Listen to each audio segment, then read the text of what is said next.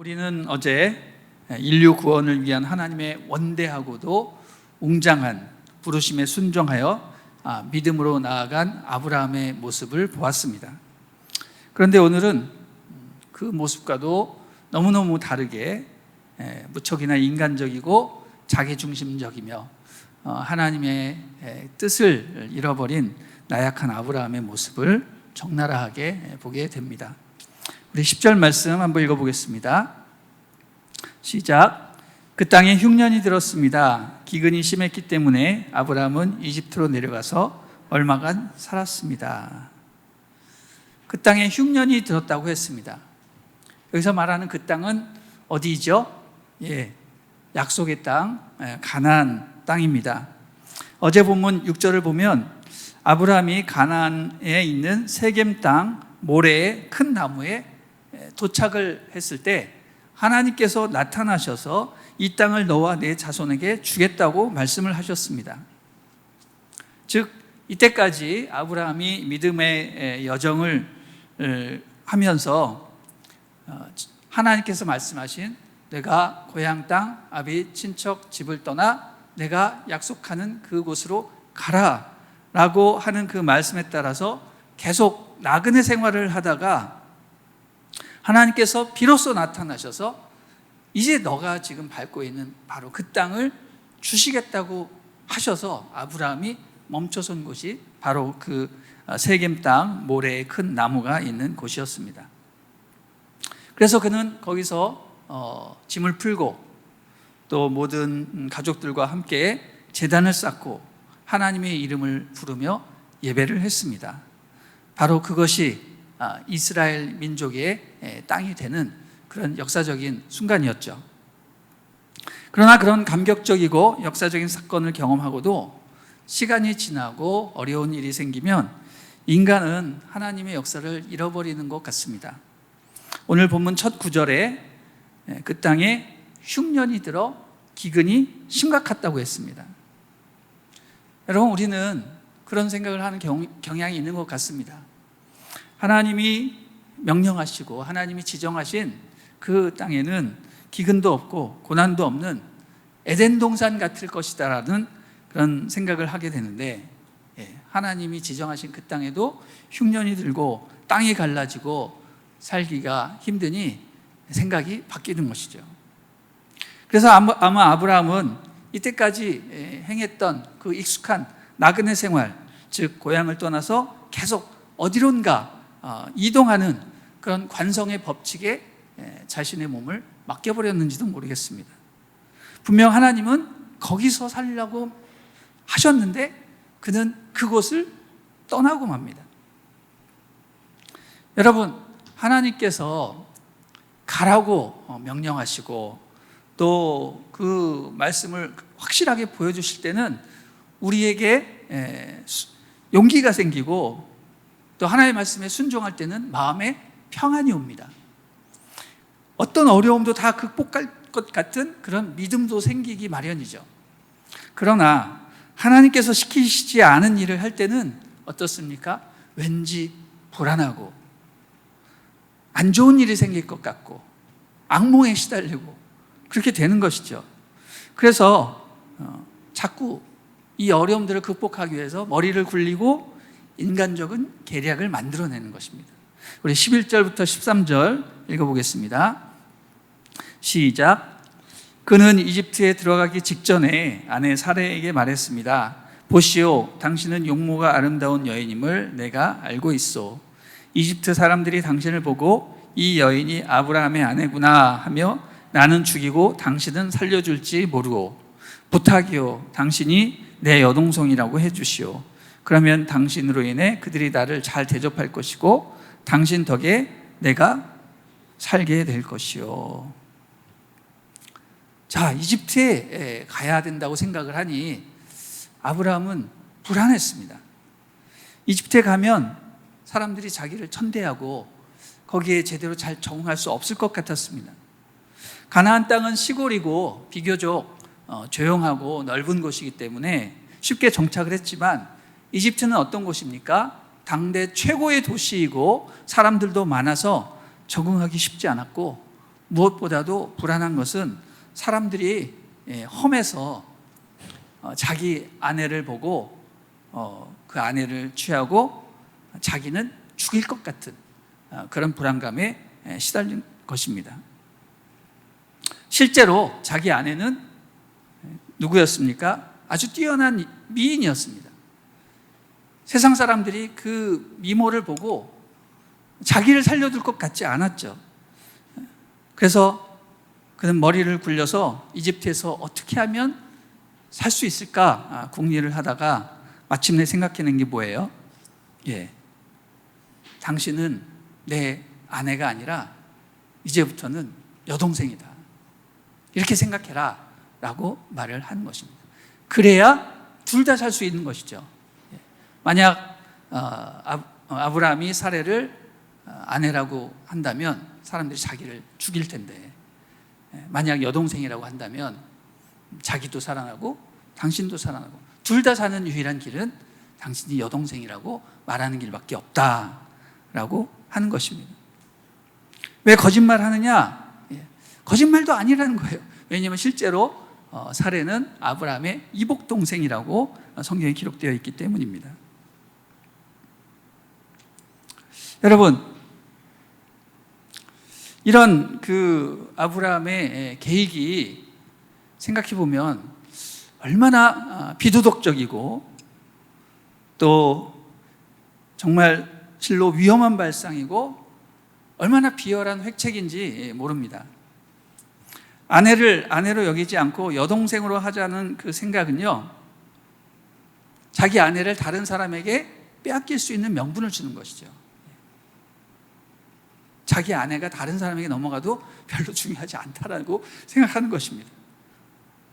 또 아브라함은 그러면 어떻게 됩니까? 아내 사레의 보호자가 되기 때문에, 오빠는 보호자가 되는 것이기 때문에 그 여동생을 얻기 위해서는 그 보호자에게 많은 돈을 줘야 하는 것입니다. 그래서 그는 많은 재산을 얻을 수 있게 되는 것입니다.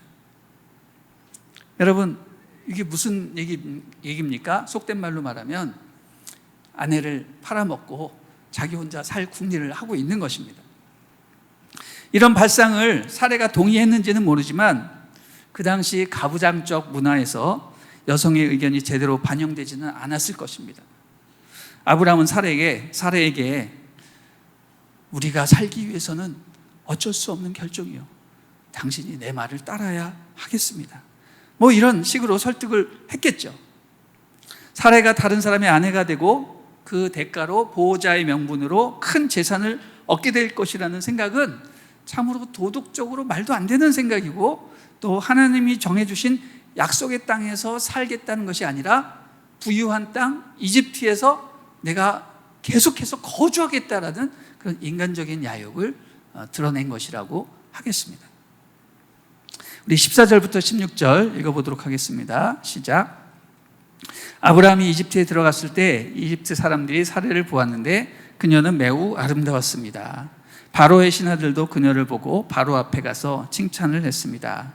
그래서 사레는 바로의 왕실로 불려 들어갔습니다. 바로는 사레 때문에 아브라함을 잘 대접해 주었습니다. 그래서 아브라함은 양, 소, 암수, 나귀, 남녀 하인들, 낙타를 얻었습니다. 여러분, 실제로 아브라함과 사레가 이집트에 들어갔을 때 난리가 났습니다. 왜냐하면 사레가 너무너무 미인이라서 금방 소문이 난 것입니다. 아마 아브라함이 사레의 남편이라고 알려졌다면 사람들은 아브라함을 무척 부러워했을 것입니다. 그러나 그녀가 싱글이라는 사실이 알려지니까 이 이집트에 있는 특별히 힘있고 재산 꽤나 있는 사람들이 난리가 난 거예요. 왜? 서로 그 사레를 자기 아내로 취하려고 아브라함에게 접근하는 겁니다. 돈도 주고 여러 가지 약속도 하고, 당신의 그 여동생을 나에게 아내로 준다면 내가 큰 부귀와 영화를 주겠소라고 그렇게 했겠죠. 이렇게 난리가 나니까 이집트의 바로의 귀에도 그 소식이 들려지는 것이죠. 여러분, 옛날에는요, 우리나라 조선시대에도 아마 그랬을 것 같은데, 옛날에는 아주 가장 아름다운 딸이나 여인이 있으면 그 여인을 임금님께 상납하는 것이 상식이었습니다. 그래서 결국 사례는 바로의 왕실로 들어가게 됩니다. 그리고 아내 삼는 조건으로 아브라함에게 큰 재물이 하사가 됩니다. 여러분, 이때 아브라함이 얼마나 큰 재산을 모으게 되었는지 한번 보도록 하겠습니다. 서양화가 제임스 티소라는 사람이 그림을 그렸는데 아브라함의 카라반이라는 제목으로 그림을 그렸습니다. 대략 보시면 맨 앞에 서 있는 사람이 아브라함이고요, 그 뒤에 저 먼 골짜기까지 그 행렬이 쫙 이어지는 것을 보게 됩니다. 아브라함이 이집트에서 나올 때 저 정도의 재산을 모아서 나왔다라는 것을 우리는 짐작할 수 있게 됩니다. 여러분, 한번 생각해 보시면 저렇게까지 재산을 많이 모아서 이집트에서 산다면 정말로 아브라함의 계략은 성공적이었다라고 말할 수 있지 않겠습니까? 그렇죠? 그런데 아브라함과 사레가 이집트에 들어갔을 때 한 번에 큰 난리가 있었는데, 또 난리가 난 곳이 한 군데 더 있었습니다. 그것은 어디냐면 바로 천상이었습니다.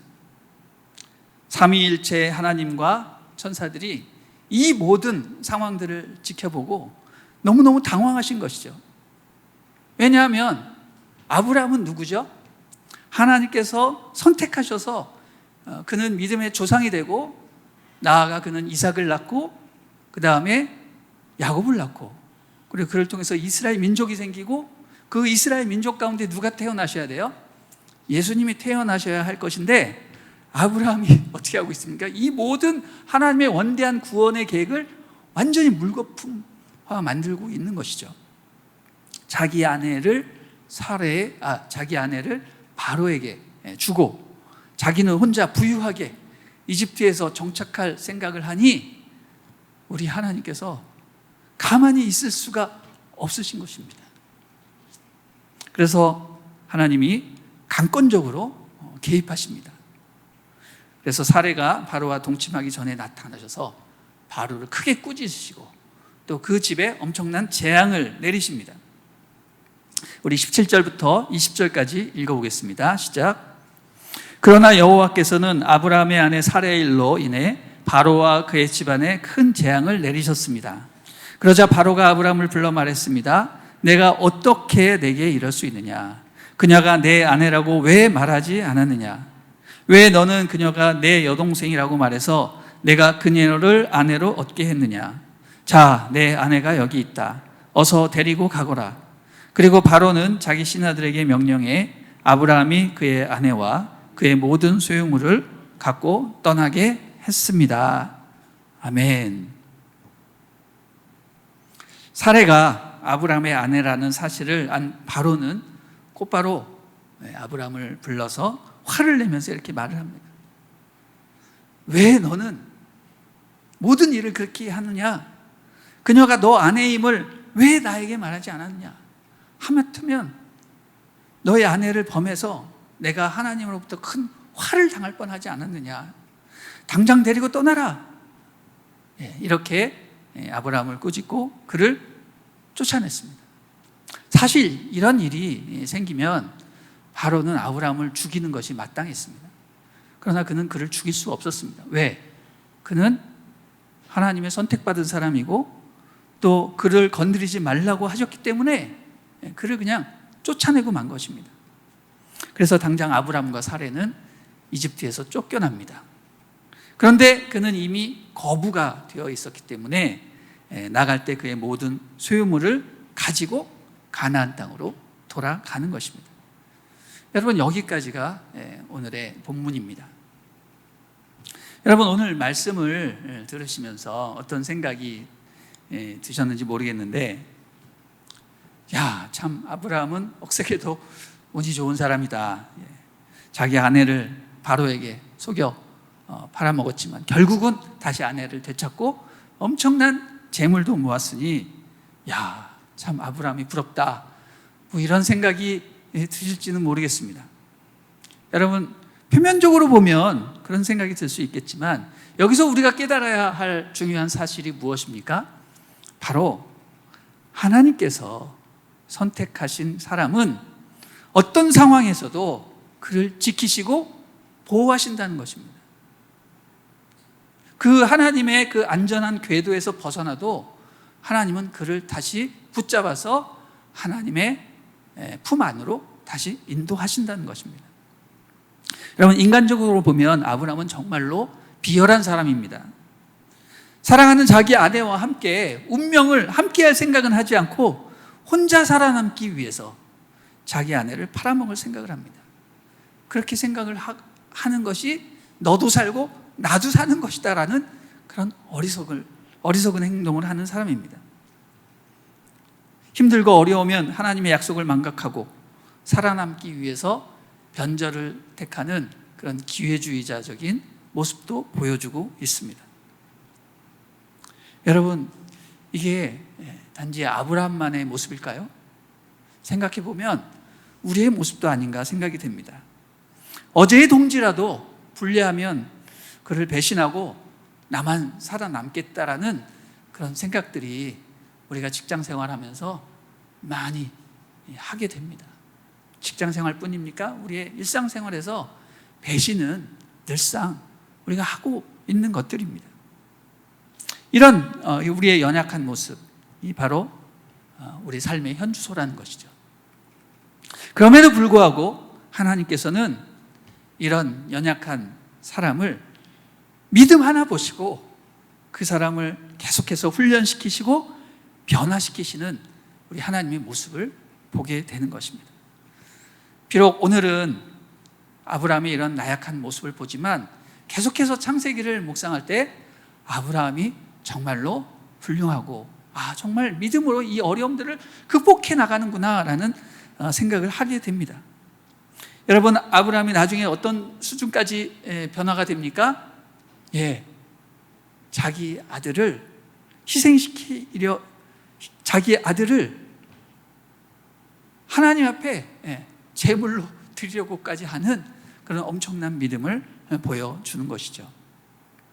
여러분, 아마 성경의 인물 중에 자기 아들을 희생시키려고 해서 사랑하는 독생자 예수님을 십자가 제물로 내어주신 그 하나님의 마음을 헤아리는 사람은 아브라함 한 사람밖에 없을 것입니다. 오직 아브라함만이 이 세상에서 유일하게 예수님을 내어주신 하나님의 마음을 이해하는 사람이라는 것이죠. 변화된 아브라함에게 있어서 하나님은 아브라함보다, 아들보다 더 소중한 분이셨던 것입니다. 우리 하나님은 이처럼 선택한 사람을 끝까지 책임지고 변화시키시고 그분의 도구로 사용하십니다. 또 한 가지 주목할 사실은 아브라함이 이집트에서 정착하려고 했지만 바로가 큰 재앙을 당해 그를 쫓아냈고 그가 쫓겨나면서 큰 재물을 가지고 나왔다라는 것입니다. 여러분, 이것은 후대에 이스라엘 백성들이 출애굽할 때의 그 모습을 연상시키는 그런 예표적인 사건입니다. 이스라엘은 풍요로운 이집트 땅에서 영구히 거주하려고 했지만 결국 그들은 어떻게 되었습니까? 이집트 사람들의 노예가 되었습니다. 이 얘기는 무슨 얘기냐면 하나님의 백성들은 이집트에 거주해서는 안 된다라는 것입니다. 아브라함도 그런 생각을 했다가 바로에게 쫓겨났습니다. 이스라엘 백성도 모세로 인해서 바로에게 큰 재앙을 일으켰고 또 쫓겨났죠. 그때 엄청난 폐물들을 갖고 나왔다고 했습니다. 그 폐물들은 어떻게 사용됐냐면 광야에서 하나님의 성막을 짓는데 아주 요긴하게 사용이 되었습니다. 아브라함도 마찬가지입니다. 그는 처음엔 가난하게 이집트로 들어갔지만 큰 거부가 되었습니다. 그가 가나안 땅에서 쫓겨날 때 그 갖고 있던 재물이 하나님 나라를 처음 시작할 때 아주 요긴하게 사용되는 것을 보게 됩니다.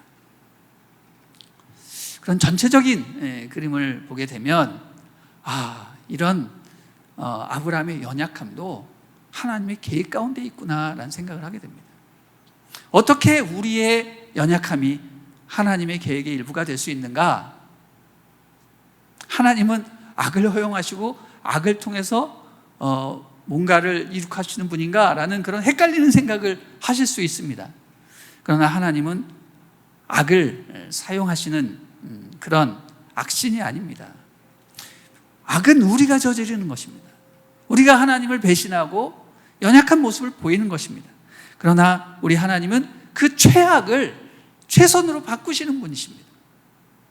우리가 죄를 저질러도 하나님은 그 죄를 용서하실 뿐만 아니라 그 죄를 통해서 우리를 교훈시키시고 우리를 더 올바른 길로 인도하시는 분임을 우리는 믿어야 할 것입니다. 인간의 실수와 불순종을 벌하시는 분으로만 우리가 하나님을 알아서는 안 되겠습니다. 우리 하나님은 벌도 내리시지만 그것을 통해서 우리를 교훈하시고 하나님의 뜻을 더 확실히 이루시는 분이십니다. 우리는 이것을 믿어야 됩니다. 우리 따라하겠습니다. 하나님의 사람은 절대로 멸망하지 않는다. 여러분, 죄를 지으면 망하는 것이 아니라 죄를 통해서 더 큰 교훈을 얻게 되는 것입니다. 우리 하나님은 최악의 상황을 최선으로 만드시는 분이다. 그래서 우리가 주님 앞에 나아갈 때는 어떤 마음가짐으로 나아가야 됩니까? 주님, 제가 죄를 지었습니다. 잘못했습니다. 저를 용서해 주십시오. 그럼 하나님 뭐라고 말씀하세요? 내가 너를 정죄하지 않겠다. 그러나 다시는 죄를 범하지 말라. 이렇게 말씀하십니다. 이게 바로 요한복음 8장에 나오는 예수님께서 가르쳐 주신 새 계명의 핵심입니다. 너가 죄를 지었느냐? 내가 그 죄를 용서하겠다. 그러나 앞으로 다시는 그 죄를 범하지 말라. 그래서 변화가 되는 것이죠. 이게 바로 하나님의 율법의 핵심입니다. 우리가 죄를 이제는 더 이상 똑같은 죄를 짓지 않는 것입니다. 그래서 우리 하나님은 최악의 상황을 최선으로 바꾸시는 분이시다. 할렐루야. 이 사실을 믿으시기를 바랍니다.